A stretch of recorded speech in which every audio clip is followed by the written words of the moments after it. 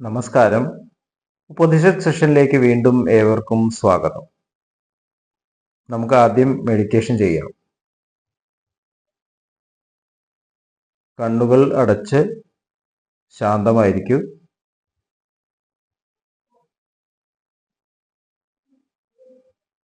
ഭൂമി മാതാവിനോടും സർവചരാചരങ്ങളോടും അന്തരീക്ഷത്തോടും കൃതജ്ഞത രേഖപ്പെടുത്തൂ.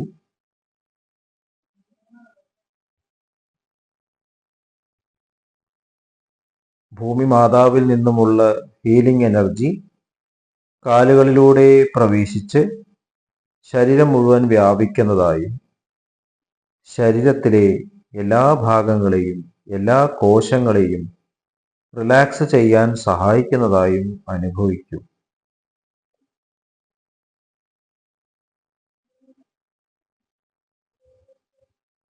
ഇപ്പോൾ ശരീരം പൂർണ്ണമായും റിലാക്സ്ഡ് ആയി. ഈ റിലാക്സേഷൻ ഹൃദയത്തിൽ അനുഭവിക്കൂ. ശ്വാസം ദീർഘമായി ഉള്ളിലേക്ക് എടുക്കൂ. ഹൃദയത്തിൽ സ്നേഹം നിറയുന്നതായി അനുഭവിക്കൂ. ശ്വാസം പുറത്തേക്ക് വിടുമ്പോൾ സ്നേഹം പ്രപഞ്ചം മുഴുവൻ വ്യാപിക്കുന്നതായും അനുഭവിക്കൂ.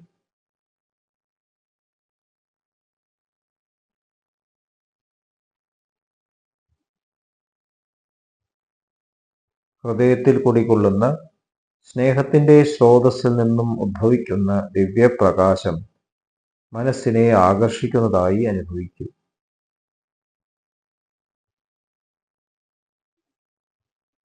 ആ ദിവ്യപ്രകാശത്തിൽ ധ്യാനം ആരംഭിക്കൂ.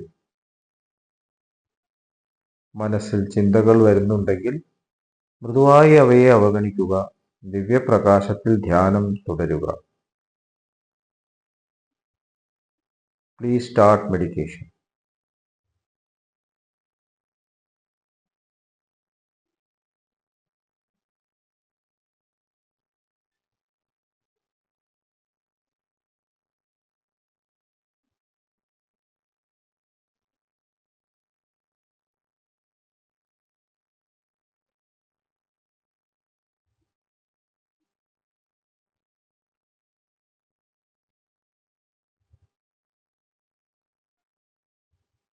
ഓക്കെ. കണ്ടീഷൻ ഹൃദയത്തിൽ നിലനിർത്തി പതുക്കെ കണ്ണുകൾ തുറക്കൂ.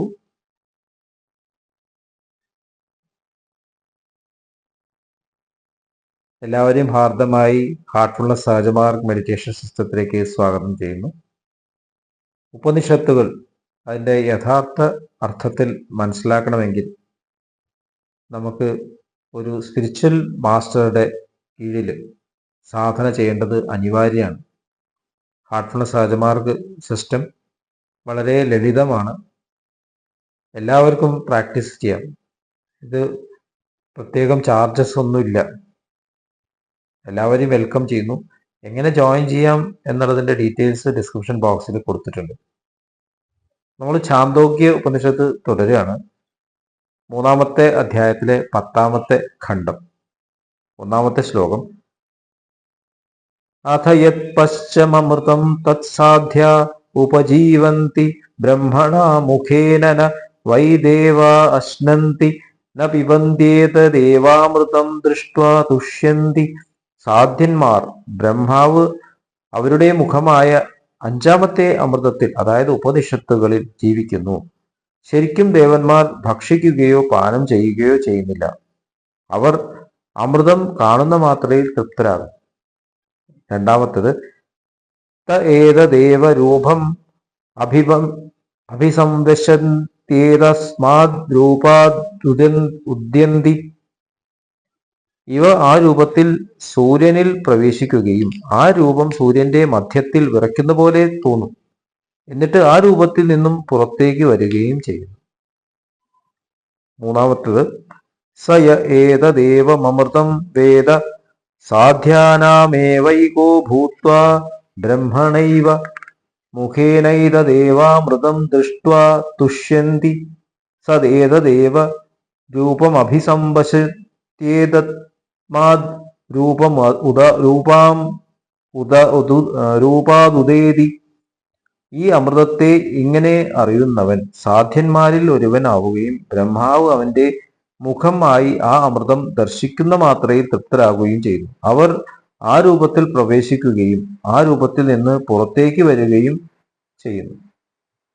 നാലാമത്തത് സ യാവദാദിത്യ ഉത്തരത ഉദേത ദക്ഷിണതോ സമേത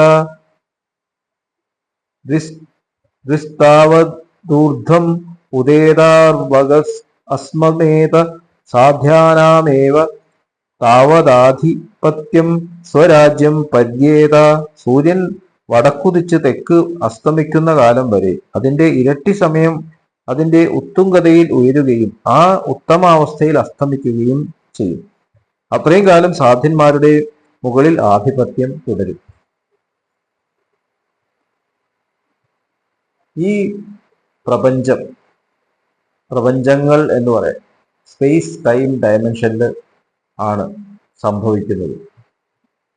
അപ്പൊ അത് ഈ മാനിഫെസ്റ്റ് ആയിട്ടുള്ള ഈ യൂണിവേഴ്സിനെ കുറിച്ച് മാത്രമല്ല, നമ്മുടെ ഉള്ളിൽ പ്രവർത്തിക്കുന്ന മനസ്സ് പ്രവർത്തിക്കുന്ന സൂക്ഷ്മ ശരീരം, അതിലും ഈ സ്പേസ് ഡയമെൻഷൻ തന്നെയാണ്. അതിനപ്പുറമുള്ള കാരണ ശരീരം, അവിടെയും സ്പേസ് ടൈം ഡയമെൻഷനാണ്. അപ്പൊ നമ്മൾ ഈ പറയുന്ന ലോകങ്ങൾ പലതരത്തിലുള്ള 17-14 ലോകങ്ങൾ, ഈ ലോകങ്ങളൊക്കെ നമ്മുടെ ഉള്ളിൽ തന്നെ ഉള്ളതാണ്, പുറത്ത് ഉള്ളതല്ല. നമ്മൾ എല്ലാ ദിവസവും യാത്ര ചെയ്യുന്നു. ഏറ്റവും സ്ഥൂലമായിട്ടുള്ള ലോകത്തു നിന്നും ഏറ്റവും സൂക്ഷ്മമായിട്ടുള്ള ലോകത്തിലേക്ക് നമ്മൾ യാത്ര ചെയ്തുകൊണ്ടിരിക്കുന്നു. അത്ഭുതം തോന്നുന്നുണ്ടാവുമല്ലേ? ജാഗ്രത, സ്വപ്ന, സുഷുപ്തി അവസ്ഥകൾ നമ്മൾ യാത്ര ചെയ്യുന്നുണ്ട്, നമ്മൾ എത്തുന്നുണ്ട്. ബ്രഹ്മലോകം എന്നൊക്കെ പറയുന്നത് നമ്മൾ എത്തിച്ചേരുന്നുണ്ട്. നമ്മൾ ഹാപ്പി ആയിട്ട് സെറ്റിൽഡ് ആയിട്ടിരിക്കുമ്പോൾ നമ്മൾ അവിടെയാണ് ഇരിക്കുന്നത്. പക്ഷെ അവിടെ നിൽക്കാൻ സാധിക്കുന്നില്ല. വീണ്ടും താഴെ ലോകങ്ങളിലേക്ക്, നമുക്ക് ഏറ്റവും അക്ലിമാറ്റൈസ്ഡ് ആയിട്ടുള്ള, ഏറ്റവും അഡ്ജസ്റ്റ് ചെയ്യാൻ പറ്റുന്ന ലോകത്തിൽ നമ്മൾ തിരിച്ചെത്തുകയാണെങ്കിൽ നമുക്ക് ഓരോരുത്തർക്കും നമ്മുടേതായിട്ടുള്ള ഒരു ലോകമുണ്ട്. അവിടെ നമുക്ക് സമാധാനം ഉണ്ടാവും. എത്ര നമ്മൾ ഉയർന്ന സ്റ്റേറ്റിൽ എത്തിച്ചേർന്ന അനുഭവം നമ്മൾ അനുഭവിച്ചാലും തിരിച്ച് നമ്മൾ അവിടേക്ക് തന്നെ വരും. ചാരുജി മഹാരാജ് പറയും, the known devil is better than the unknown god. സ്പിരിച്വാലിറ്റിയിൽ നമ്മൾ ധ്യാനിച്ചിട്ട് ഏറ്റവും ഹയസ്റ്റ് സ്റ്റേറ്റ് ഓഫ് കാംനെസ് അനുഭവിച്ചു കഴിഞ്ഞാലും കണ്ണു തുറന്നു വരുമ്പോൾ പെട്ടെന്ന് നമ്മൾ തിരിച്ച് കൊടുത്തെടുക്കും. കാരണം ഈഗോ അവിടെയാണ് ഇരിക്കുന്നത്. ദാജി പറയും, സഹജമാർഗത്തിലെ സ്പിരിച്വൽ മാസ്റ്റർ ദാജി പറയും, നമ്മളുടെ വൈബ്രേറ്റ് തലം അവിടെ ലോക്ക്ഡാണ്. അതാണ് നമ്മുടെ പൊസിഷൻ. പക്ഷെ നമ്മളുടെ ഉള്ളില് ഒരു പട്ടം കയറ് കെട്ടിയ പോലെ അവിടേക്ക് കണക്ഷൻ ഉണ്ട്, ആ ഡിവൈൻ ലോകത്തിലേക്ക് കണക്ഷൻ ഉണ്ട്. അവിടെ നിന്നാണ് നമ്മുടെ എല്ലാ റെഗുലേഷനും നടക്കുന്നത്. നമ്മുടെ ഉള്ളിൽ കൂടെ ഫ്ലോ ചെയ്യുന്ന ഒരു ലൈഫ് ഫോഴ്സ് ഉണ്ട്. ആ ഫ്ലോ വരുന്നത് ആ അബ്സല്യൂട്ടിൽ നിന്നാണ്. അത് ഇല്ലാണ്ട് നമുക്ക് ഇതൊന്നും ചെയ്യാൻ പറ്റില്ല. നമ്മൾ എന്തൊക്കെ ചെയ്യുന്നുണ്ടെങ്കിൽ നമ്മൾ അവിടെ കണക്റ്റഡ് ആണ്. നമ്മൾ ഇവിടെ എന്തൊക്കെ ലോകങ്ങൾ നിർമ്മിച്ചാലും അതെല്ലാം അവസാനിപ്പിച്ച് നമുക്ക് അവിടെ തന്നെ തിരിച്ച് എത്തിയിട്ട് അവിടുന്ന് ചാർജ് എടുത്തിട്ട് തിരിച്ചു വരണം. നമ്മൾ ഉറങ്ങുമ്പോൾ ഇതാണ് സംഭവിക്കുന്നത്. ന്യൂറോ സയൻസസ് പറയുന്നു, ആഴത്തിൽ ഉറങ്ങുമ്പോഴാണ് ഏറ്റവും അധികം റീജനറേഷൻ സംഭവിക്കുന്നത്. ഉറങ്ങിയില്ലെങ്കിൽ നെർവസ് റീജനറേഷൻ സംഭവിക്കില്ല.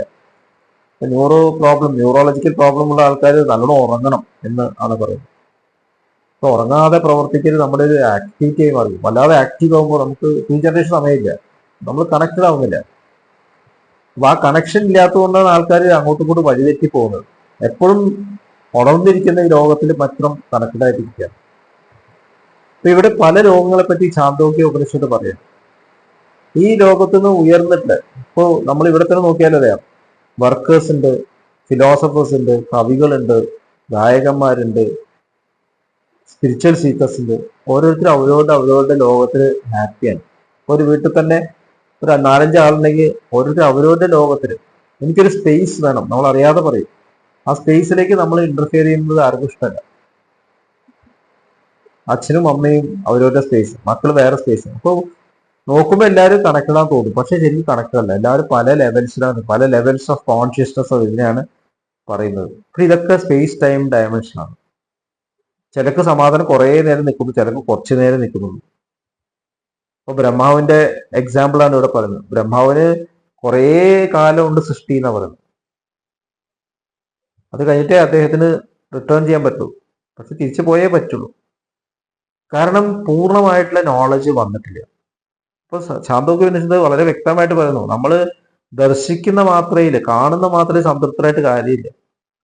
നമ്മുടെ ഇന്ദ്രിയങ്ങൾ അനുഭവിക്കുക മാത്രം ഹാപ്പിയാണ്, മനസ്സ് അനുഭവത്തിന് മാത്രം ഹാപ്പിയാണ്. അതുകൊണ്ടാണ് നമുക്ക് നോളജ് കിട്ടാറ്. നമുക്ക് അനുഭവിച്ചു കഴിഞ്ഞാൽ നമ്മൾ സംതൃപ്തരായി, പിന്നെ നമ്മൾ അതിന്റെ മുന്നോട്ട് പോവില്ല.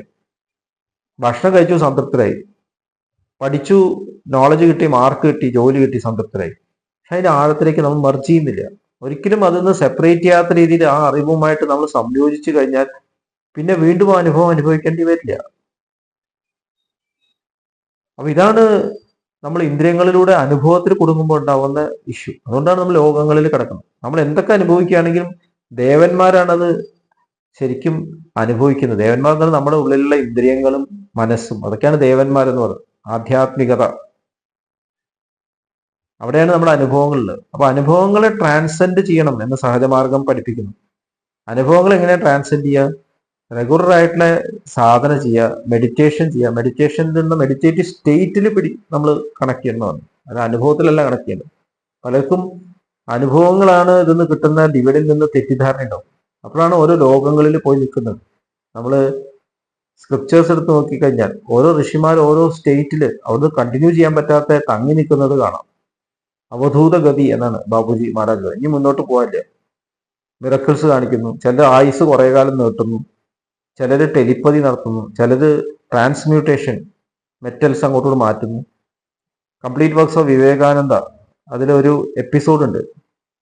ഒരു വ്യക്തി, ഈ തരത്തിൽ സിദ്ധൻ, അദ്ദേഹത്തിന് ആപ്പിൾ ഉണ്ടാക്കാനുള്ള കഴിവുണ്ട്. ഏത് തരത്തിലുള്ള ആപ്പിളും അദ്ദേഹം ഉണ്ടാക്കും. പറഞ്ഞ ഉടനെ ഒരു തുണി മടിയിൽ കവർ ചെയ്യും, തുറക്കുമ്പോൾ നമ്മൾ ആഗ്രഹിക്കുന്ന ആപ്പിൾ വരും. സ്വാമി വിവേകാനന്ദ ഇത് കാണാൻ ചെല്ലാണ്. പറഞ്ഞു എനിക്ക് ഏതോ ഒരു ആപ്പിൾ വേണമെന്ന് പറഞ്ഞു. അപ്പൊ അദ്ദേഹം പറഞ്ഞു, ഞാൻ ഉണ്ടാക്കി തരാം, പക്ഷേ ഇത് കഴിഞ്ഞാൽ അങ്ങ് എന്നെ ശിഷ്യനെ സ്വീകരിക്കണം. തനിക്ക് ഈ ആപ്പിൾ ഉണ്ടാക്കാൻ അറിയില്ല, എനിക്ക് അപ്പുറം പോകാൻ പറ്റുന്നില്ല.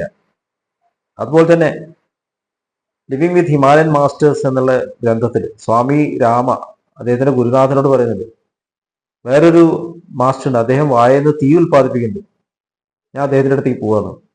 നല്ല കാര്യം, ആ തീ ഉൽപ്പാദിപ്പിക്കാൻ എത്ര സമയം ചെലവാക്കിയിരുന്നു. അപ്പോൾ അദ്ദേഹം 20 കൊല്ലം കഠിനമായിട്ടുള്ള യത്നിച്ചതിന് ശേഷമാണ് ഈ ഒരു സിദ്ധി ഉണ്ടാക്കിയത്.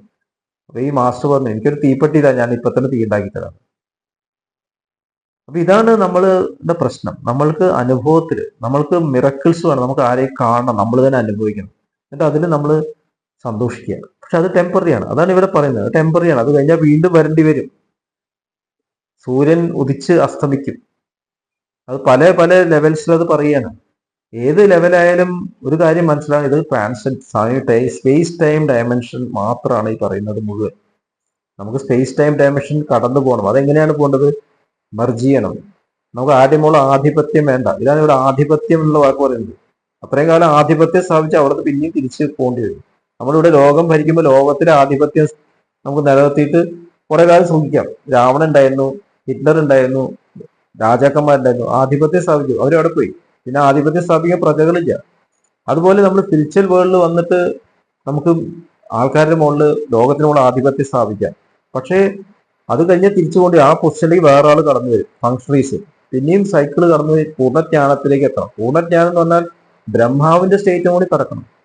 നമ്മൾ ആ തരത്തിൽ കണ്ടംപ്റ്റ് ആവരുത് എന്നാണ് ഉപനിഷത്ത് നമുക്ക് സൂചിപ്പിച്ചു തരുന്നത്. ഇനി അങ്ങോട്ടുള്ള ശ്ലോകങ്ങളിൽ ഇത് കൂടുതൽ നമുക്ക് മനസ്സിലാവും. സഹജമാർഗ് ഹാർട്ട്ഫുൾനെസ് മെഡിറ്റേഷൻ സിസ്റ്റമാണ് ഇതിന് ഏറ്റവും എളുപ്പമുള്ള മാർഗം എന്നുള്ളത് വ്യക്തമായിട്ട് പറയാൻ സാധിക്കും. കാരണം ഇവിടെ നമുക്ക് ലഭിക്കുന്നത് പൂർണ്ണജ്ഞാനമായിട്ടുള്ള പ്രാണാഹുതിയാണ്. അപ്പൊ അതുകൊണ്ട് ഒരിക്കലും ഈ തരത്തിലൊരു വീഴ്ച നമുക്ക് സംഭവിക്കില്ല. അത് മാത്രമല്ല, നമുക്ക് ലിവിങ് മാസ്റ്ററുടെ ഗൈഡൻസ് എപ്പോഴും ഉണ്ട്.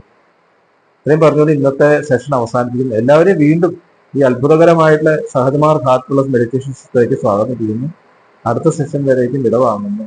നന്ദി, നമസ്കാരം.